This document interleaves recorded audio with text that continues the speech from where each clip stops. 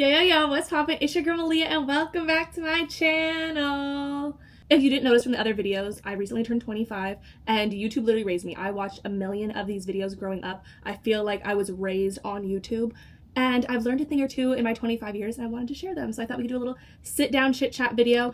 I'm sipping on a raspberry white chocolate martini, espresso martini. Cheers. If you want to get something to sip on, something to snack on, if you're doing your makeup, whatever you're doing, comment down below what you're actually doing while you're watching this video. But let's get into it on the 25 things I learned before turning 25. Y'all know I can yap, okay? Certified yapper, got my degree in communications because I liked to yap. So I'm going to try to keep each of these bullet points kind of concise. And if you guys have any questions, we could do like a girl chat in the next video. So make sure you're commenting down below if you have a question on one of the things I'm talking about. I made a little list, so we're just reading off my notes. Number 1, stop criticizing things you can't change about yourself. I feel like this is huge. I don't know what happens to me besides my frontal lobe being fully developed now, but I just am in awe about how my mom raised me. I don't know what she did because I didn't have a mom who just told me all the time, they're just jealous of you, that's why there's a problem. No, she would tell me when I was right, tell me when I was wrong. She would not point out my flaws, but she wasn't over here telling me I was perfect. So I don't know where my confidence came from, but I would say I'm a pretty confident person. I don't stare at the mirror at myself and pick myself apart, and I used to when I was 12, 13, 14, that awkward age. I really did, and I just got to a point at some point whenever my mom has sat me down and told me, that got me to stop criticizing myself. Now if I'm oh, my nails are grown out, that's something I can easily change. I might say a little something about that, but I'm not gonna sit here and be my shoulders are to this, my smile lines are to that. You have one body, we're given one body, be blessed that it works. And yeah, I want to do a study on how my mom raised us, because I remember she stayed home alone for 1 year, not home alone, but stay-at-home mom for 1 year of my childhood, and I believe it was around that 13 to 14 age, and she would wake up every morning and she would tell us good morning beautiful, what do you want for breakfast? And me and my sister both remember that year of every morning being told good morning beautiful. And I think the way a mother raises a daughter is very influential, because I remember being at one of my closest friends' houses at the time, and her mom was always on the get skinny quick trim slim fast Jenny Craig. She was always on some type of diet, and she was beautiful. And I remember always being in awe of the mom. The mom was just so beautiful, put together, designer clothes, but she would walk into the room and she would call out things that she didn't like about herself immediately. And hindsight, looking back, me and that girl aren't friends anymore, but I can literally tell her confidence changed over time because of how her mom spoke about herself. Mom was even saying that to the daughter, but the way the mom viewed herself impacted the daughter's life. So confidence has been something I definitely have been focusing on in this last year of life, and just seeing my growth in it has been beautiful. All right, number 2 is actually something that I think I've been really holding on to this last 6 months of my life, and that there's no reward without risk. You're not gonna grow in a place of comfort. You're not. If your life feels like it's not on the up and up and going places, you're making your life a little too easy. Actually, I don't know if this is on this list, so I might be saying it a little too for a moment, but my Pilates instructor one morning said, if you don't choose hard things to do for yourself, the world will choose them for you. Hell no. No, you ain't getting me. I'll choose my hard. So if that means you need to be working out more, you need to be drinking water more, you need to be sitting down with people in your life and having hard conversations, I'd rather do that. I'd rather choose my level of hard than have the world choose what hard I'm gonna get. So yeah, I always feel like you have to risk a little something to see a bigger and better picture in your life or whatever. I don't know. I guess I'm not that good at yapping. Why can't I get my words together? Maybe I should take a sip. But that basically came around when I quit my corporate job a few years ago. I kind of had that same mindset, but I didn't have this quote to live by. But I was you know what, I could stay at this job where I'm making more money than I was making as a server, I'm using my degree, all that stuff, but I don't think I'll be happy in the end. I think I have to risk not knowing what's going to happen with my life if I quit this job to find a better reward. And I did. All right, I guess we're on to number 3. This is a big one. It's hard to wrap your brain around. It took me a while. I still don't know if I fully understand it. I still have to clock myself, check myself, and make sure this is something I know I learned. So apply it, Malia. Meet people where they are at. Period. That's the sentence. It'll bring you more peace than expecting something from somebody and them letting you down. Because you're expecting it from them, they don't even know that you're expecting it from them. And then they're not fulfilling whatever that was, and you're going to end up let down. You're going to be the only one hurt. Nobody else is going to care. Nobody else knew you even had expectations. I've had to do this with my parents, my friends, my partner, and it's not necessarily a negative thing, but like, meet them where they're at. Like, if you truly have love for somebody, stop expecting them to be on the timeline you want them to be on, or be the person you want them to be. Love them, accept them, or let them go, because it's only stressing you out. That was, I think, my biggest lesson of 2024. All right, number 4, I'm still struggling with this one, but I think I at least learned it. It's just if I'm going to apply it, but that's everything in moderation. There's so many extremes, especially with the internet. Y'all, please don't look at the background. Please don't do that. I just got home from a birthday trip. Please don't look at the background, okay? Eyes up here. I just got home from a birthday trip, and that's not where my train of thought was going. There's so many extremes in this world, especially with how much we take in a day, that it can be a little intense, right? So you see extreme diets. You see people that literally eat cardboard for breakfast, a protein shake for lunch, and a few almonds for dinner, and they go to the gym twice. They're going on their hour walk. They're doing all these things, and they don't drink. They never have a sweet treat. La da da. And then you see people that are partying, eating McDonald's every day. La da. Like, there's balance, and we have to find balance, and that's like with everything. I remember in 2022 when I graduated college, I wrote in my journal like things I wanted to improve on in the next year, and one of them was to like watch less TV, because I knew I was watching TV at like such a high rate or whatever. Like, I was constantly just watching TV. I wasn't doing anything else with my day. The second I started putting my TV intake into like a moderation, I started to find hobbies and find things that I liked. I started filming on TikTok, and I started finding growth on TikTok. So you can apply it in so many ways in your life.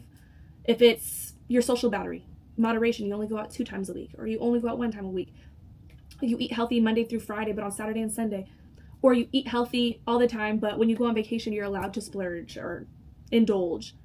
Everything in moderation. I have friends and family members who literally be like, oh no, that has too much sugar in it. That has that. I like to live, as far as like my workout and like healthy lifestyle balance, I work out so that I can eat what I want. But also, if I'm not feeling my body in a way that feels good, I don't need to eat too much of that thing. You know, I might love hot Cheetos. Do I always feel the best after eating hot Cheetos? No. So maybe I don't need to eat them all the time, but I don't need to say I don't get them at all, because I'm the type of person, if I cut something out at too extreme of a level, I'm going to indulge like crazy. I'm never going to come back to moderation. So that's something I've had to work on and learn. All right, this one's kind of funny because you're seeing a mess behind me, but I have learned that a clean space equals a calm mind. And that is something my apartment is something I'm very grateful for. I have 2 bedrooms, 2 bathrooms. I tend to let this room get the messiest because it's the room I spend the least amount of time in, but it affects my work. When this room is messy, I can't film the type of videos I want to film. I can't be as productive as I want to be because this room is messy. This is my work room. But it has helped my mental space. If I have a busy day and I'm ripping and running around, when I go into my bedroom, it's clean. There's peace. Everything is where it's supposed to be, and I feel a little bit better. So I've definitely need to get better at keeping this room clean. When I come home from a trip, just unpack. I'm not that type of person. My bag is going to stay in the trunk of my car, in the bedroom, still closed for like 2 weeks, and then I'll finally unpack it. It's terrible. It's terrible. I only open my bag to get my makeup bag out of it. But it truly does help me to have a clean space. I've loved doing my Sunday resets because I can get my house clean, and then Monday morning I wake up and I'm ready to start my week because the house is clean. There's nothing I need to pick up to catch up on. Everything's set. If you sip it with me, take a sip. All right, this next one is something I learned pretty young, but it's definitely been something that I've kept in my mind that I feel like makes me a more compassionate person, a more forgiving person, a more understanding person, and that is you're not defined by your biggest mistake. I don't want to be defined by my biggest mistake. If you can sit there and be okay with whatever the worst thing you've ever done, never getting to grow from that point, everyone always reminding you of that, what type of life is that? Like, people are going to mess up. We're not perfect. We're all human. If you're a Christian, we all sin, however you want to look at it. If somebody is doing what it takes to grow and move on, we need to grow with them. We need to start accept. Now, if they're not doing anything to right their wrongs and they're fine, they're not even taking ownership, that's different. But when people are trying to move on, they're trying to become a better person. Why do we want the world filled with all of these hateful, spiteful, upset people?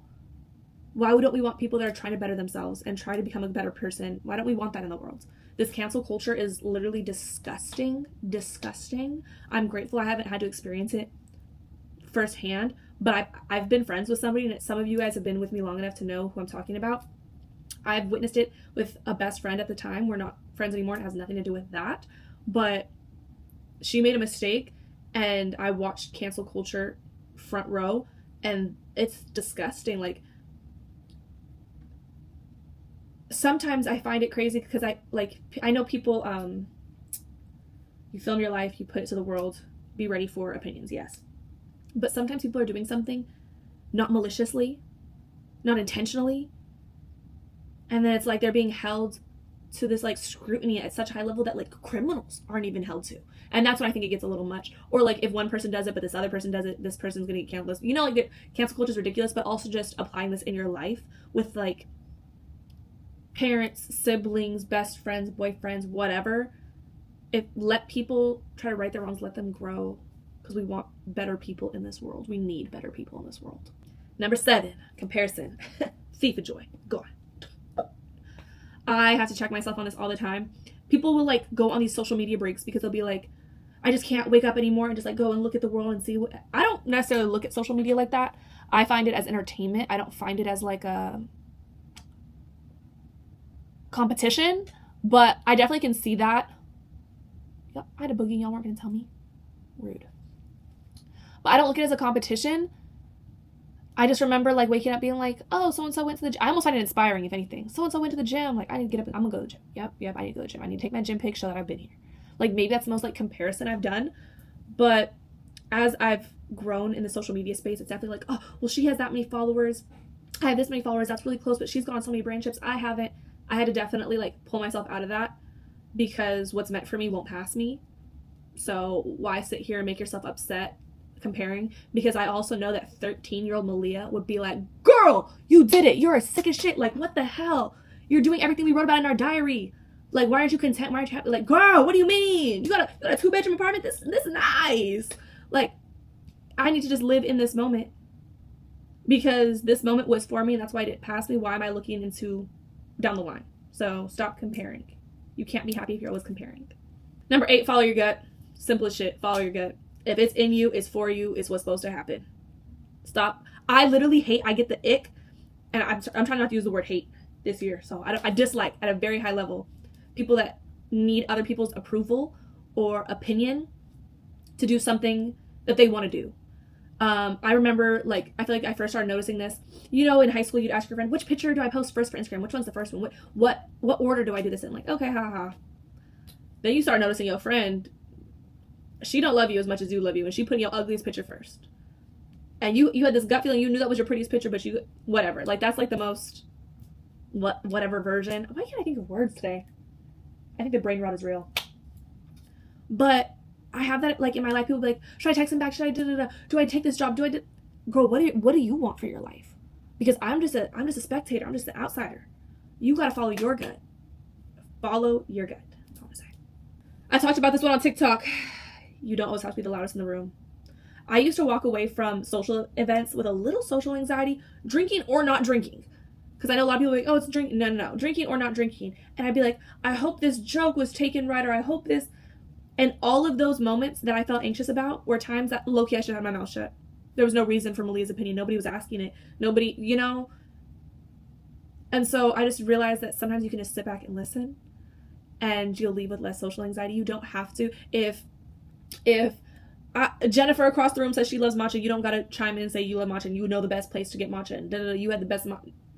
Jennifer had a great matcha. She loves matcha. Snaps to Jennifer, smile and nod. Like, don't be a bitch about it, but like, you get me? You don't have to always join the conversation. If somebody's talking about the best first date they ever went on, you don't have to one up them. No. If somebody's talking about something shitty that they're going through, you don't have to relate. You can just, I almost think it's like an ADHD thing of like just having to like jump into a conversation. I'm not diagnosed, but man, when I WebMD it, I got a lot of them check marks. But I just learned you don't have to always be included in the conversation at the level that you think you should. Sometimes silence is fine. Letting other people have their moment is good. You don't need to be the star of the show.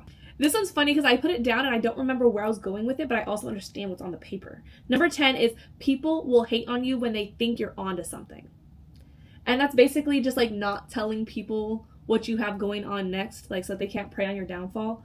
Because really people are only hating when they wish they were doing it. I am a full-time content creator. This is my job. I need to be clocked and I need to be filming things for my own success, right? I still get nervous. I get embarrassed to film out in public. Thank goodness I moved away from my like hometown city. Like I'm still just a few cities over, but I don't run into people from high school all the time. But I know if I was filming like a TJ Maxx video and I saw people from high school, I would stop filming because I get embarrassed. If they were to say ha he he ha ha ha ha like at me, like fine, sure, whatever. You don't have access to my bank account. You don't see what money that video is bringing in. You know, like people, they shouldn't have anything to say on what you're doing, but they usually do when they wish they were doing it. That's where I was going with that, I think. I'm 2 weeks into being 25, and this was made 2 weeks before I turned 25, so my mind's already developing further. This one says, this is 11. There's a fine line between being complacent versus being happy with where you're at. In my 24th year of life, let's go back a little bit. It's a personal testimony. In my 23rd year of life, I started off my 23rd year, the first few months of making lots of TikToks, finding lots of growth on TikTok. Late into my 22nd year of life, November, December, January, and like some of February, I was gaining 100,000 followers on TikTok per month. That rate was ridiculous. I didn't even know how to conceptualize what was going on for me. And at that time, I was not making a dime. My biggest brand was like $100 to $200.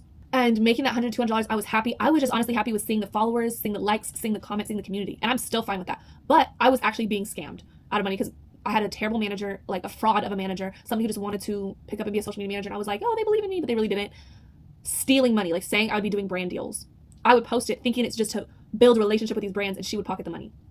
I eventually signed with my manager I'm with now, and my life did a 180 financially. Like I was like, oh, this is how much I can be making from brand deals. These are the events I can be going to. All this stuff started coming and rolling and it felt really good. And so that my 23rd year of life was like that, like just like, oh, I'm just so happy, so grateful. I think I'll be able to move out. I think I'll da-da-da-da-da-da-da-da. Like life was moving so fast. Opportunities were coming left and right and I was just in awe. My 24th year of life looked just like my 23rd year of life. And I was like, okay, I've been doing this steady for a year. How can I elevate? How can I get to the next place? And I felt like I was becoming greedy. I was like, I need to breathe for a second and take in where I'm at right now because, like I said, 13-year-old Malia would not be able to understand what is actually going on. Why am I not just happy where I'm at, what I'm doing right now? But I also don't want to become complacent because with this job, you have to adapt and you have to grow with the times if you want this job forever. I want this job forever. If I can make videos on every single platform for the rest of my life, I want to make videos on every single platform for the rest of my life. I don't want a different job besides maybe a mother one day. And I'm still thinking about that. I want to be a content creator, influencer, whatever the word changes to be later on. And I want to be this. I want to sit down with my camera, film a video, express myself, make a joke, put on a blush, put on a lip gloss, put on a crazy outfit that everyone hates. I want to do this for the rest of my life. And so like I am always thinking about like how can I level it up. I've had my views be like this, I've had my views be like this, and it'll start to scare me. Oh, I got it. That's when I have to like listen to follow your gut. I have to put a few of these all into it. But there is a fine line of like being complacent versus being happy where you're at. If you know that in one more little bit of my testimony, when I first started doing this, I was like, I'm not doing a 9 to 5, an 8-hour workday. I need to be putting 8 hours into this job. And then over time I was realizing that, oh, well, my videos, I don't try that hard and do better than the videos I try hard in. Complacency. I was just starting to do like bullshit videos. And it's like, oh, Malia, why'd you video? Complacency. I'm trying to get back to a place right now where I'm actually sitting down working, doing 8 hours, because putting all my eggs in TikTok's basket, January 20th, 19th was a scary day for me. Okay. Yeah, I realized that I have been complacent in a sense where this whole time I've known I've had a small Instagram and a smaller YouTube.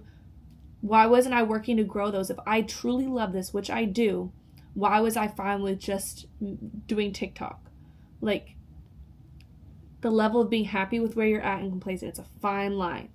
But I do have that like go mindset where I'm always trying to see what's next. So I'm trying to find that balance, and that's what I'm learning. There's a healthy fine line. I preach this one. I preach this one all the time. You are the product of the 5 people closest to you. If you bring your 5 closest friends together and none of you are going to the gym, you're all saying you want to quit your job, but with no plan of the future, you're all eating unhealthy, complaining about your weight, complaining what you look like in the mirror. Houston, we have a problem. Like, you're not going to... I want to be around people that inspire me. I want to be around people that when I see what they're doing, I'm like, Malia, get on your shit. Like, you know you can do better than that. Like, not in a comparing or competitive mindset, but I want motivated people. I want to talk to my friends. Oh, what'd you do today? Oh, girl, I did this. I'm starting this project because it's been a dream of mine. I want dream chasers around me because it's only going to make me chase mine harder. You know, I want us all up. If you're around, you get me. If you surround yourself with like the delinquent high school kids that never do their homework, that smoke outside behind the bleachers, you think you're going to be valedictorian? No. Because the laziness is going to get passed on to you. Oh, girl, you don't have to do that assignment. You can just, she'll let you off the hook. You start being around those people and that it affects who you become. You are shaped by the people closest to you. So really pay attention to who is around you. I'll sip to that. This was one of my favorite songs. I played this song almost every day in my apartment when I moved out because I got to move out of my mom's house with my dream job into my dream apartment. And the lyric that I was loving was, if your dreams don't scare you, they aren't big enough. And that's just something that I've lived by. Dream big. Dream as big as you can. Work towards your dreams. Don't just write it in a little manifestation journal, because I do truly believe in manifestation. I manifested in 2021 where I'm at right now. And I foreshadowed where I'd be at 12 when I was making YouTube videos trying on baby lips. Like, Maddie knew who she was from a young age type vibe. But like, dream big. Because if you fall short, okay, your dream, like, don't dream little, because then you fall short, you're where you're at right now, okay? Dream big. Dream big. They should scare you. That's all I have to say. Really listen to the song. It's called Daydream. But I love that song. It's lived within me. I play it almost every single day as like my manifestation. My motivation to get my day started right. My mom would love to hear me say this one, but number 15 is do the dishes before you go to sleep, because waking up to a clean kitchen is priceless. This has to do with the whole like clean space, clean head, mindset, whatever. It really does make a difference. I used to always be like, I'll do it in the morning because I like go during the day, and the dishes pile up. And then I'm like, you know what? It's my relaxation time. Finally, I'll do it in the morning. But then first thing out of the bed, you already have a chore. No, it's not that fun. Do the dishes the night before. Don't go to sleep with dirty dishes. Now, if you have to put them away, that's different. But dirty dishes in the sink, that's a no. Okay? This one is going to be specific to my content creating girlies who are looking for advice in the content creating realm. This one's a little bit more specific, and I'm talking to you, girly, because I think everybody should be creating content. Because even if you love your job, say you work in tech and you absolutely love your job, wouldn't you love a little side money if you just filmed to get ready with me to go to my tech job every day? Something you were already going to do, which is get ready for your job. Wouldn't you love to film it and then never have to spend $1 on makeup again? Because you get it in PR. And then get to take vacations on your paid time off because you have a nice job. Take your paid time off vacation, but that whole vacation is funded by the money you made on TikTok. Just saying. I think everybody should pick up the camera and film what they're doing currently. You don't have to go to your way. Don't do something. Don't all of a sudden say you're going to be a streamer for gaming and you've never gamed a day in your life just because you see someone successful doing it. If you ain't a fashion girly, don't think you have to do an OOTD. Maybe you have an amazing lip combo. Show us that. What's your scent combo? You know, but that wasn't even the advice. Let's get into the advice. It's basically what I just said. Make content that you enjoy watching and something simple that you do naturally, okay? If you don't like what you're doing, if it's annoying, now I have to do this, I have to go out of my way to do this, you're gonna stop. And what's everyone's advice to new content creators? Consistency. This is a bunch of advice for my content creating girlies. If you've never heard that, be consistent. Literally, consistency gets rewarded on every algorithm, on every platform. I posted 5 to 6 times a day for like 3 months, and then the 3 months after those 3 months is when I started getting 100,000 followers a month. But I saw no growth at all in those first 3 months. But mind you, I'd been posting like once a day, once every 3 days for a year prior to that. So a year and 3 months did I not see any growth, but when it pops off because it rewards your consistency. I found a way that, like, you know what? Every day I have lunch. I was in college. Every day I have lunch, and I was eating fast food all the time. I started filming my fast food. I'd go to Taco Bell, order 3 things. Each thing I ate was a part of the mukbang. And then I'd wake up and do whatever. I honestly couldn't even tell you how I made 6 parts of mukbangs and videos, but I was putting out 5 to 6 videos a day. And in December, when I had my most growth, I would wake up, do a breakfast mukbang, 1 part. That's 1 video. I would, oh, it's a Friday night, I'm going out. I would do a hair video. Then I would do a makeup video. Then I'd do a get dressed with me video. Then I would do an outfit check. And then I'd go out and be like, let's try my espresso martini. 6th video. 6 videos 1 day. But you could also do a makeup video, do your full face, record just 1 time, edit it down into 3 different videos. You know, like there's ways to do it. So for my girlies who are looking for a little advice on content creating or staying consistent, make content that you like watching and that you like doing. Don't do something because it's popping out for somebody else, because it's going to be hard for you to stay consistent in something you don't like doing. You're going to burn out quickly. Number 17, don't let the opinion of strangers affect how you feel about yourself. Literally, that's for everybody, but again, for the content creating girls, you ain't never gonna see them again. They're gonna comment that while they're eating chips in bed and you out here filming and growing. Don't let the opinions of strangers get in your head. Literally, I have to tell myself this all the time, because again, I'm scared to film out in public sometimes. Their opinion doesn't mean shit. It doesn't pay a bill. It doesn't make you have a friend. It doesn't make you lose a friend. It doesn't give you a job. It doesn't take a job away from you. The opinions of strangers, I'm not talking about your bestest of friends and things like that, because those do sit a little deeper, and I still haven't learned that yet, so I can't say that's something I learned in my 25 years. But those strangers, we gotta let that go. We got to let that go. 18, don't share what you're doing with anyone that could be preying on your downfall. Point blank period. I would say whatever your next step is, I'm a chatterbox. I like to yap. I always have to tell somebody. That's my boyfriend. I tell him, oh, I think I'm gonna do this. Oh, I think I'm gonna do this. Wouldn't it be cool if I did this? He's my person I go to tell things that like are up and coming and I'm still plotting on. Don't go to someone who's gonna try to talk you out of it, or go behind your back and talk shit about it, because we just like evil eye. Like, we don't need that energy. Okay. 19 is huge to all my girls. Please, please, please. Don't gossip about your relationship. Shut your mouth. Shut your mouth. Literally don't tell anybody. Literally don't tell anybody, because you're going to sit there and you're going to say everything bad about that person. You're not going to update them on all the good that they are too. And then you're going to sit with them and all your friends will be like, Sally's still with Robert. Like, why? Like, and then you become topic of conversation. And I just don't want you to be topic of conversation. I want strong women. Don't gossip about your relationship. I got to a point where I stopped telling. And not that the people around me are that judgmental, because I've really learned when I am down bad and I do end up like, because there's a difference in gossiping and venting, you know? Or if you do have people that you can reach out to advice, I would say find those specific people that you feel the least judged by and that actually have something to offer you as far as advice. Like, I have friends who are married for multiple years, like going on 5 years. If I have a relationship question, I might ask them. I'm going to phrase it as a question. I'm not going to give every nitty gritty detail about my relationship to this person. I might be like, hey, what do you do if blah, blah, blah. I'm not going to spill the tea. I'm not going to go to my mom. I used to go to my mom for everything. So like, that's a safe space. It's a safe space. I like looking like a unified front. And that might be something I still have to learn, of like bringing my walls down. But I used to. The first time Jamal pissed me off, oh, sister, mom, best friend, you guys are going to have fights. You're going to go through your things, but it's not for the world to know. And it's really not to be gossiped about. Stop doing it. Number 20, stop asking people what you should do and do what your gut is leading you to do, which I feel like has just been a few of these other ones altogether, but I don't even have 25 things yet. I was going to think of the rest on the fly, especially as I kept sipping. I was like, oh, big sister energy was going to come out of me. But yeah, I guess that one's kind of a duplicate, but that just means it's that important. Do what you want to do. Listen to your gut. Stop listening to outside opinions. A little testimony to that too, since I should elaborate a little bit more. That old manager that I was with, she was a manager, the bad one, to a few influencers, and they were all Instagram people, and they were aesthetic Instagram models. Aesthetic. And I was like, I live at home, like I don't have the budget, I college budget to be buying all this extra stuff. I don't even like that type of fashion, like whatever.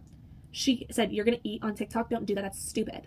That's stupid. There's no growth, there's no money, there's no da-da-da-da in that. I'm not that petty, but every time I see a check, I look at her, I think of her, I'm just like,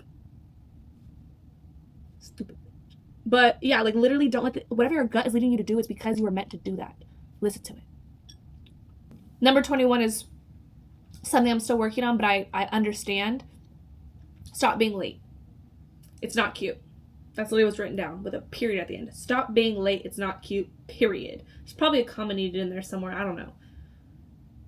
Literally, if you're being late, you're not respecting the other person's time. It's not cute. We're too old. we're too old. I don't even think it was fine when we were 18, 19. I don't like people being late. I host a lot and I love to host. And when I host, I have things in mind. I'm like, okay, most people have work the next day, so they're going to leave around this time. If we eat for this long, drink for this long, play this game, and then we have free time, like I'm more type A. So like people being late, it hurts my feelings. But then I started to get into a mindset like they're always late, I'm not going to rush. No. Stick to who you are. Because once I started doing that to like the people that used to be late to me, I noticed that it just started becoming who I was, and I started to be late to work.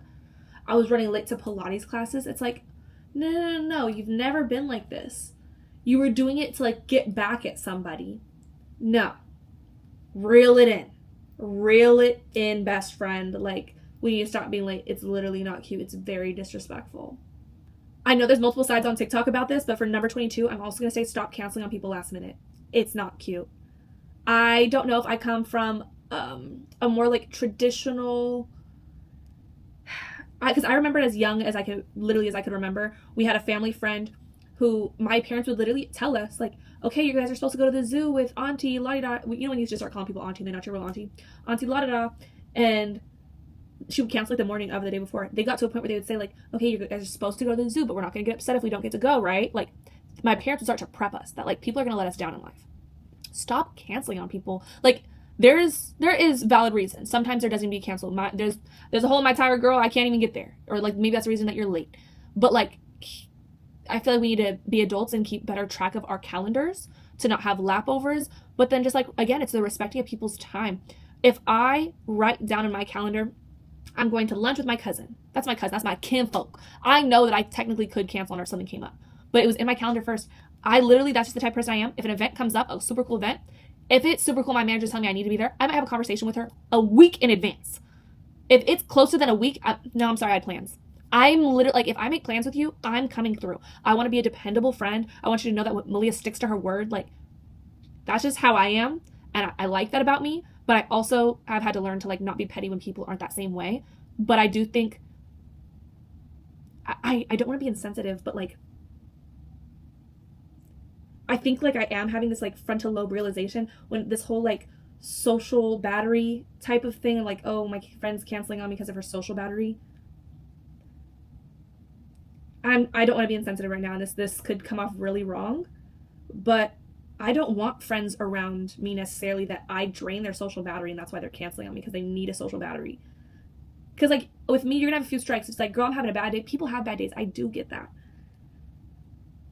But, like, if it becomes a consistent thing, but then, like, there's things like depression, anxiety. I do get it. But I was raised in literally black and white, half black, half white, and I was raised in a black and white world. Like, if people are canceling on you, they're disrespecting you. Like, that's how I was raised. So that's how I've been in my adulthood. So I have been trying to, like, retrain my brain on some things I don't necessarily agree on how I was raised. But then some things are so deeply rooted in me, I don't know how to sway. I would say we just need to be strategic about how we're planning out our life and making our calendars, trying to stick to that and giving people a decent amount of heads up before canceling, because people might have not taken a work opportunity, or they might have not taken the opportunity to go to lunch with their mom because we're adults now. Our time is super valuable. We just need to be a little bit smarter and not be flaky. Flaky, I guess, is the better word, because every so often people do have to cancel for valid reasons. Let's not just be flaky all the time, because flaky is like a consistency thing. I think I'm gonna cement it in like that. Something I've learned in my 24th year of life before I turned 25, drink water. For every alcoholic beverage, drink water. Girl, the hangovers are a little different nowadays. They're a little bit different. I remember waking up and being perfectly fine, ready to go the next time. I'm literally retiring girls' trips after this year, because girls' trips go so much harder than, like, a romantic trip, a friend trip. We be drinking, and on that day 3, oh, I'm done. I'm toast. Drink water with every alcoholic beverage. Especially my 21-year-olds. If you just start that right now, 1, your skin's going to prosper because it's going to be hydrated, and 2, you're going to wake up a little bit better as you get older. Something I've learned, but I don't necessarily always apply, remove your makeup before going to bed. I was blessed to have good skin, but I also can't even say I was blessed to have good skin, because I used to get really cystic acne, hormonal cystic acne, before I got on birth control. And so now that my skin's clear, and I think it's 100% to do with my birth control, I'll sleep in my makeup. It's just not good for you. It's literally just not good for you. Stop doing it. I keep a makeup wipe by the bed, because if I can't necessarily do my 9-step skincare routine, I need to take the makeup off. I got to. It's actually tea. I had like a polarizing reaction to a TikTok. This did not happen in my real life. This is not my real life, but it's something I saw that I was like triggered by. Can we not, like, why I was triggering, because the comments were like, me too, bro, this happened to me, this happened to me. Whoa, what do we mean this happened multiple times, multiple people? This is insane. I saw a video where it was like a friend booked a trip with the friend group, like a girls trip, and she only had enough money for the flight and the hotel. We are not doing that. I know it's rough and tough out here. It is different if you talk to your friends one-on-one and be like, hey girl, I would love to come. This is where I am financially. But like, what do we mean we're just showing up and expecting people that are not our man to pay for us? I just saw way too much on that, and that was this morning, so it's still like in the back of my brain. We need to be financially a little bit more responsible. She's been asleep in my lap this whole time. We need to be financially responsible, and like, FOMO is a thing, but sometimes you have to say no for your own like finances, for your own mental space, whatever it is. But like, yeah, don't do that. And I also learned at a young age, I am not a lender. I don't lend money. I feel like it just keeps a nice, clean cut relationship with all your friends. It doesn't get awkward, because I don't like talking about money. I try to stay on top of it. If I go out and somebody puts their card down for dinner, before we are in the car to go home, Zelle has happened. Because I don't want them to be like, wake up the next morning, hey girl, like, you don't know what anybody else's financial situation is, and me being like, oh, well, it was just a coffee, my $5, like, I can get back to them in a second, like, whatever, tomorrow. They might need that $5. You know, like, we're young, everybody's finances look a little different. Pay your friends back on time. If you can't afford to do something, it's just not your day to do it. All right, I'm gonna head out because this drink is starting to drink, and we hit our 25 things I learned before 25. I hope you guys like this video. Please comment down below what you thought of today's video. What were you doing when you were watching it? Were you doing 12-3-30? Were you eating your meal? Were you doing your skincare? Were you, I don't know, were you doing your workout routine? Like, what were you guys doing while you guys watched that? Comment also what you want to see next. Do you guys like these like sit down chit chat videos? Big sis energy? Do I need to bring my podcast back?